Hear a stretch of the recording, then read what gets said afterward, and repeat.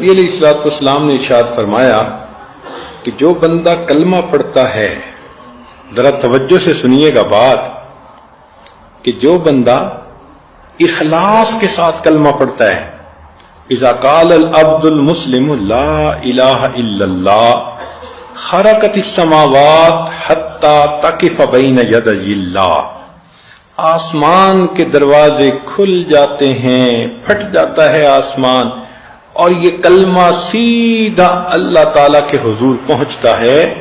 فیقول اسکنی، اللہ اس کلمے کو کہتے ہیں ٹھہر جا۔ فتقول، کلمہ کہتا ہے کیف اسکن ولم یغفر لقائلی، اللہ میں کیسے ٹھہروں کہ جس بندے نے مجھے پڑھا ابھی تک اس بندے کی مغفرت ہی نہیں ہوئی۔ فیقول، اللہ فرماتے ہیں ما اجریتک علی لسانہ الا وقد غفر لہ، میں نے تمہیں اس بندے کی زبان پہ جاری ہی اسی لیے کیا تھا کہ میں نے اس بندے کی مغفرت کرنی تھی۔ اللہ اکبر کبیرہ، لا الہ الا اللہ کے پڑھنے پر بندے کی مغفرت۔ اب ہمارے مشائخ اسباق دیتے ہوئے بتاتے ہیں کہ تحلیل کا سبق دن میں کم از کم 3000 مرتبہ کریں۔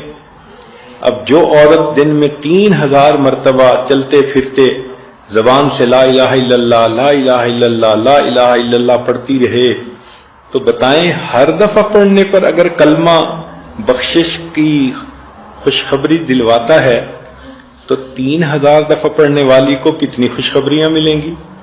سبحان اللہ۔ اور کرنے والے تو ماشاءاللہ بہت کرتے ہیں۔ ہمارے ہی جماعت کے بعد مرد اور عورتیں 7000 مرتبہ کلمہ پڑھتے ہیں، 10000 مرتبہ کلمہ پڑھتے ہیں۔ ایک اللہ کی بندی تو ایسی ہے، فون کرتی ہے کہ حضرت میرے بیٹے بیٹیوں کی شادی ہو گئی، خامد بزنس پہ چلا جاتا ہے، میں گھر میں فارغ ہوتی ہوں، مجھے آپ اور عمل بتائیں۔ میں نے کہا بھئی 10000 مرتبہ کلمہ پڑھ لو۔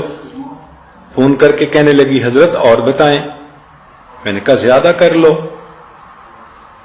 کتنا؟ میں نے کہا 20000 دفعہ۔ چنانچہ اس نے 20000 دفعہ کرنا شروع کیا۔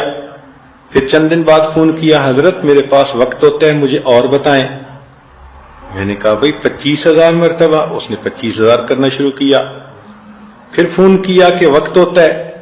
اللہ کی شان کے عام دنوں میں، رمضان کی بات نہیں، عام دنوں میں وہ اللہ کی بندی ہر روز 40000 مرتبہ کلمے کا ورد کرتی ہے۔